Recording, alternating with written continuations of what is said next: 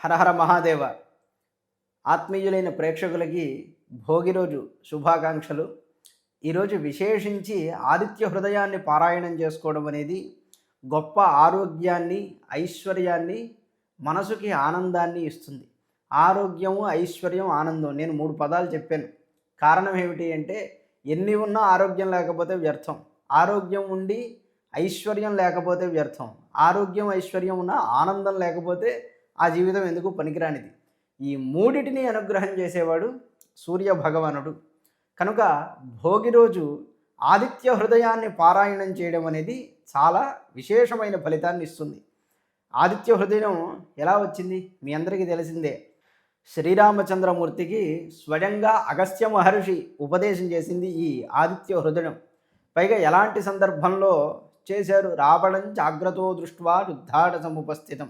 అప్పటికే యుద్ధంలో అలిసిపోయినటువంటి వాణ్ణి, సమరంలో చింతగా స్థితుడైనటువంటి వాణ్ణి, అంటే చింత చేత ఎప్పటికీ ఈ రావణాసురుడు హతుడు కావట్లేదే అని ఆలోచన చేస్తున్నటువంటి శ్రీరామచంద్రుణ్ణి చూసి, రావణుడు వస్తున్నాడు యుద్ధానికి అని తెలుసుకొని కర్తవ్యం ఏమిటా అని ఆలోచిస్తున్న రామచంద్రమూర్తిని చూసి అప్పుడు అగస్త్యుడు అక్కడికి వచ్చాడు. రావణం జాగ్రత్తో దృష్ట్వా యుద్ధాట సముపస్థితం దైవతైశ్చ సమాగమ్య ద్రష్టం అభ్యాగతోరణం. రణోన్ముఖుడైతున్నటువంటి శ్రీరామచంద్రమూర్తి దగ్గరకు వెళ్ళి, రామ రామ మహాబాహో శృణు గుహ్యం సనాతనం. రామ, సనాతనమైన ఒక రహస్యాన్ని నీకు బోధిస్తున్నాను. దీన్ని నువ్వు ఉపాసన చేస్తే ఈ విద్యని నీకు తక్షణమే యుద్ధం చేయగలిగే శక్తి వస్తుంది. శృణు గుహ్యం సనాతనం ఏన సర్వాన్ అరీన్ వత్స సమరే విజయిష్యసి. వత్స అరీన్ సర్వాన్ ఏన ప్రభావేణ సమరే విజయిష్యసి తం శృణు. దానిని చెప్తున్నాను. ఆదిత్య హృదయం పుణ్యం సర్వశత్రు వినాశనం. దీని యొక్క గొప్ప ఫలం ఏమిటి? సర్వశత్రు వినాశనం. సర్వశత్రువులు అంటే మనం ఎవడెవడితో గొడవ పెట్టుకుంటామో వాడే శత్రువు అని మాత్రమే కాదు, లోపల ఉన్న కామక్రోధాదులు నిజమైన శత్రువులు. భగవానుల వారు సూర్యుడు ఆత్మస్వరూపులు. ఆ ఆత్మని ఉపాసన చేయడమే సూర్యోపాసన.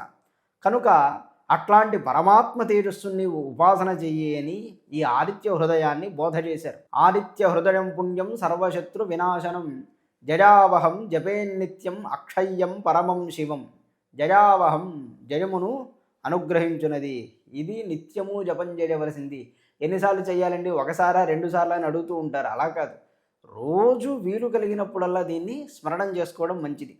సర్వమంగళమాంగళ్యం సర్వపాప ప్రణాశనం. ఎన్ని గొప్ప ఫలాలు చెప్పారు. సర్వమంగళమాంగళ్యం సర్వపాప ప్రణాశనం. సర్వమంగళం అంటే నేను అర్థం చెప్పాను కదా, అంతా సర్వమంగళం అయిపోయింది. ఆ మంగళం కాదు.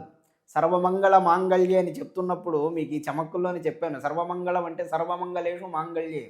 ఈ లోకంలో 8 మంగళములు ఉన్నాయ్యా. ఆ 8 మంగళములకు మంగళములు కలిగించినది సర్వమంగళ అని. అట్లాగూ మనకి అన్ని మంగళాలు శుభములు. మంగళము అంటే గొప్ప పని అని అర్థం, గొప్పదైన శుభము అని అర్థం. అలా సర్వమంగళాలు కలిగించేది. సర్వమంగళ మాంగళ్యం సర్వ పాప ప్రణాశనం. మనకి మంచి జరగకుండా అడ్డుపడేది ఏది? మన పాపమే. కనుకనే ఈ పాపమును నాశనం చేసేది. గాయత్రి జపానికి ఒక లక్షణం ఉంటుంది. అన్ని మంత్రములు మొదట శుభాన్ని ఇస్తాయి, కానీ మనకి కలిగే అశుభాన్ని తీయలేవు. అంటే అవి తర్వాత ఎప్పటికైనా అనుభవించాల్సి వస్తుంది. కానీ గాయత్రి మంత్రం ఉన్నదే, ఇది అలా కాదు. ముందు పాపాన్ని క్షయం చేసి తర్వాత శుభాన్ని అనుగ్రహిస్తుంది. అంటే క్షిప్రమే ఇచ్చేవి అని అర్థం. మిగిలినవి తీయలేవు అంటే సంపూర్ణంగా తీయలేవు అని అర్థం తీసుకోవద్దు. అలా కాదు. గాయత్రిలో ఉన్న విశిష్టత మిగిలిన వాటిలో ఉన్న విశిష్టత చెప్పడం. ఇప్పుడు ఇది ఎందుకు చెప్పడం అంటే, ఈ సర్వపాప ప్రణాశనం అనేది గాయత్రికి ఎక్కువగా వర్తిస్తుంది. అలాగూ ఆదిత్య హృదయం సైతం అలాంటిది. అందుకే తత్సవితు అంటే తతో యుద్ధ పరిశ్రాంతం అని ఆరంభమైంది కదా. తతో రావణనీతాజా సీతాజా శత్రుకర్షణ తతో యుద్ధ పరిశ్రాంతం. వీటన్నిటిని ఉపాసకులు దివ్యమైన గాయత్రి మంత్రస్వరూపాలుగా రామాయణంలో ఉపాసన చేస్తారు. కనుక సూర్య భగవానుడు సాక్షాత్తు గాయత్రి స్వరూపుడు. గాయత్రి మంత్రం చెయ్యాలనుకునేవాళ్ళు ఈ ఆదిత్య హృదయాన్ని చక్కగా పారాయణం చేస్తే ఆ మంత్రజపం చేసిన ఫలం అనుగ్రహింపబడుతుంది. సర్వపాప ప్రణాశనం చింతా శోక ప్రశమనం. చింత అంటే ఏమవుతుందో అని బాధపడ్డం, శోకం అంటే జరిగిపోయిన దాన్ని తలుచుకుని దుఃఖపడ్డం. ఈ రెండు శమింపబడతాయి. చింతాశోక ప్రశమనం ఆయుర్వర్ధనముత్తమం. దీర్ఘాయుష్యుని పొందుతూ ఉంటారు. ఇలాగ ఆదిత్య హృదయం వల్ల ఎన్ని ఫలితాలు చెప్పారు. చింతాశోక ప్రశమనం ఆయుర్వర్ధనం ఉత్తమం. అక్కడి నుంచి సూర్యుడి యొక్క ఒక్కొక్క నామం రశ్మివంతం సముద్యంతం దేవాసుర నమస్కృతం పూజడస్వ వివస్వంతం భాస్కరం భువనేశ్వరం పూజడస్వ. ఈ మహానుభావుణ్ణి పూజించు. రశ్మివంతం సముద్యంతం ఉదగిస్తున్నటువంటి వాణ్ణి, కిరణముల చేత చుట్టబడినటువంటి వాణ్ణి. రశ్మివంతుడంటే ఆయనే కదా. ఉదయిస్తున్నటువంటి వాణ్ణి, దేవాసురుల చేత నమస్కరింపబడుతున్నటువంటి వాణ్ణి. ఎవరు? ఉదయించే సూర్యుడు అలా ఉంటాడు. రశ్మివంతం సముద్యంతం దేవాసుర నమస్కృతం. అట్లాంటి వాణ్ణి పూజ చెయ్యి రామా అని ఆదిత్య హృదయం మొత్తాన్ని కూడా అగస్త్య మహర్షి బోధించాడు. చిట్ట చివరికి అంటాడు, ఏతత్ త్రిగుణితం జప్త్వా. దీన్ని 3 సార్లు గనక నువ్వు జపం చేస్తే యుద్ధంలో విజయాన్ని సాధిస్తావు. ఇంతకంటే గొప్ప ఏముంది? మనం ఆ యాగాలు ఈ యాగాలు అని పరిగెడతాం. రాజశ్యామల యాగాలు, అబ్బో ఇంకా చాలా యాగాలు అవి ఇవి వెళ్తూ ఉంటాం. కానీ నిజంగా రామాయణం చదువుకున్నా, కాసింత సనాతన ధర్మం గురించి జ్ఞానం ఉన్నా ఆ పరిగెట్టడాలన్నీ ఏముండవు. చక్కగా ప్రత్యక్షంగా కనిపించే భగవంతుడయ్యా ఆదిత్యుడు అంటే, అబ్బబ్బే లేదులే నేను కొత్తగా చేస్తానంటాడు. అలా అవసరమే లేదు. అంటే లేదు అని మళ్ళీ అదొక బాధ, అవన్నీ వద్దంటావు అంటారు. అలా కాదు, ఎవరికి ఏది సౌకర్యమో అది చేసుకోవాలి. రశ్మివంతం సముద్యంతం, చక్కగా ఉదయిస్తున్న సూర్యుడి ముందు కూర్చుని ఆ సూర్య భగవానుణ్ణే మన ఆత్మస్వరూపుడిగా భావన చేసుకుని ఈ ఆదిత్య హృదయాన్ని అలా పారాయణం చేస్తూ ఉంటే వాడికి సర్వశుభాలు కలుగుతాయి. ఏతత్ త్రిగుణితం జప్త్వా యుద్ధేషు విజయిష్యసి. దీన్ని రామా నువ్వు 3 సార్లు జపించి, ఈ కారణం చేతనే నీకు యుద్ధంలో విజయం కలుగుతుందని అగస్త్య మహర్షి ఉపదేశం చేశారు. అట్లాగ మనం రోజు 3 సార్లు ఆదిత్య హృదయాన్ని పారాయణం చేసుకుంటే ఆరోగ్యం, ఐశ్వర్యం, ఆనందం, ఆయుష్షు అన్నీ అభివృద్ధి అవుతూ ఉంటాయి. గాయత్రి మంత్రం యొక్క సారమే ఈ ఆదిత్య హృదయం. ఈ ఆదిత్య హృదయాన్ని భోగి రోజు మీ అందరితో కలిసి నేను కూడా పారాయణం చేసుకుంటున్నాను. ఈ ఆదిత్య హృదయాన్ని మనం అందరం కలిసి స్వామికి ప్రార్థనగా విన్నవించుకుందాం. మీకు మంగళం కలగాలి గాక అనుకుంటూ స్తోత్ర పారాయణం చేస్తున్నాను. పారాయణం అయ్యాక ఉపన్యాసాలు ఏమి ఉండవు, చివరికి నమస్కారం ఒకటి ఉంటుంది. ఆరంభిద్దాం. ఓం తతో యుద్ధ పరిశ్రాంతం సమరే చింతజా స్థితం రావణంచాగ్రతో దృష్ట్వా యుద్ధాయ సముపస్థితం దైవతైశ్చ సమాగమ్య ద్రష్టుమభ్యాగతోరణం ఉపాగమ్యాబ్రవీద్రామమగస్త్యో భగవాన్ ఋషిః రామ రామ మహాబాహో శృణు గుహ్యం సనాతనం ఏన సర్వానరీన్ వత్స సమరే విజయిష్యసి ఆదిత్యహృదయం పుణ్యం సర్వశత్రువినాశనం జయావహం జపేన్నిత్యం అక్షయ్యం పరమం శివం సర్వమంగళమాంగళ్యం సర్వపాపప్రణాశనం చింతాశోకప్రశమనం ఆయుర్వర్ధనముత్తమం రశ్మివంతం సముద్యంతం దేవాసురనమస్కృతం పూజజస్వ వివస్వంతం భాస్కరం భువనేశ్వరం సర్వదేవాత్మకో హ్యేష తేజస్వీ రశ్మిభావనః ఏష దేవాసురగణాన్ లోకాన్ పాతిగభస్తిభిః ఏష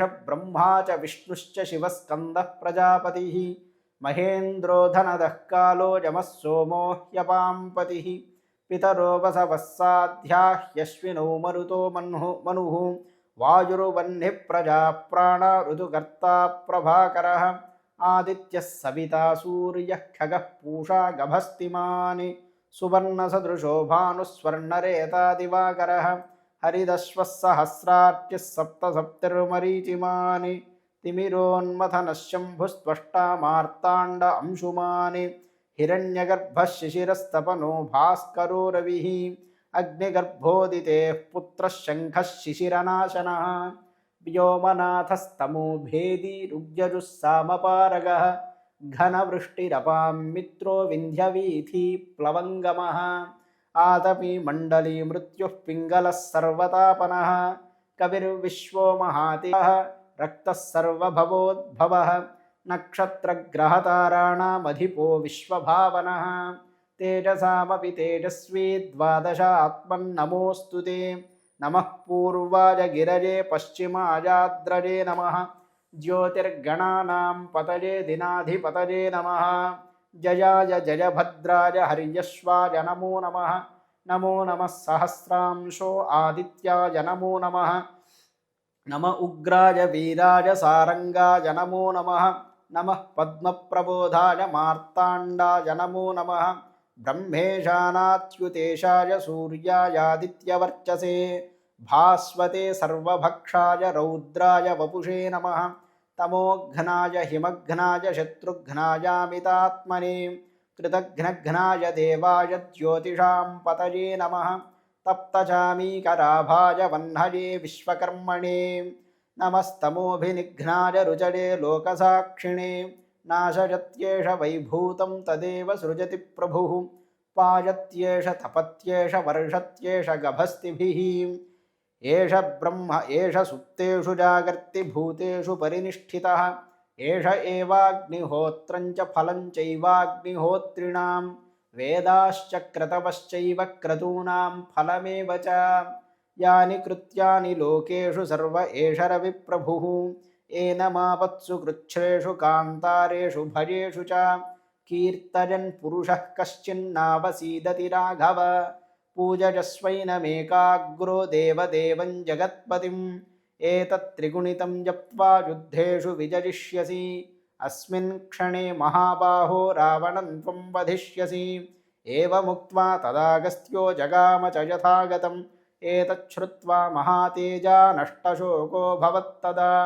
ధారయామాస సుప్రీతో రాఘవః ప్రయతాత్మవాన్ ఆదిత్యం ప్రేక్ష్య జప్త్వా తు పరం హర్షమవాప్తవాన్ త్రిరాచమ్య శుచిర్భూత్వా ధనురాదాయ వీర్యవాన్ రావణం ప్రేక్ష్య హృష్టాత్మా యుద్ధాయ సముపాగమతి సర్వయత్నేన మహతా వధేన తస్య ధృతో భవతి అథ రవిరవదన్నిరీక్ష్య రామం ముదితమనాః పరమం ప్రహృష్యమాణః నిశిచరపతి సంక్షడం విదిత్వా సురగణమధ్యగతో వచస్త్వరేతి. నమస్కారం.